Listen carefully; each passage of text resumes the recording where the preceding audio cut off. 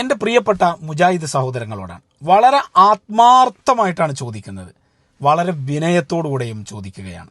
നിങ്ങൾ വർഷങ്ങളായി ഈ കേരളത്തിലെയും ലോകത്തെ മുഴുവൻ സുന്നികളായ മുസ്ലിമീങ്ങളെയും മുശ്രിക്കാക്കുകയാണ്. ഒരാൾ മുശ്രിക്കാകണമെങ്കിൽ ഷിർക്ക് ചെയ്യണം, ഷിർക്ക് എന്ന വൻ കുറ്റം ചെയ്യണം. അപ്പം ഞാൻ വിനയത്തോടെ ചോദിക്കുന്നു, എന്താണ് ഷിർക്ക്?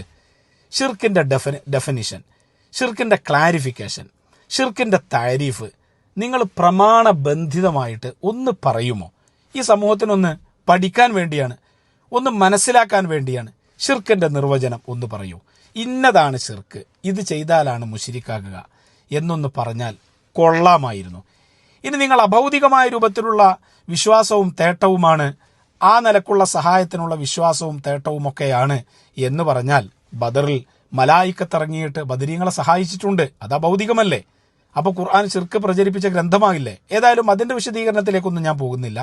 നിങ്ങൾ ഷിർക്ക് എന്താണെന്ന് ദയവ് ചെയ്തിട്ട് എൻ്റെ പ്രിയപ്പെട്ട മുജാഹിദ് സഹോദരങ്ങളെ ഒന്ന് വിശദീകരിച്ചു തരൂ.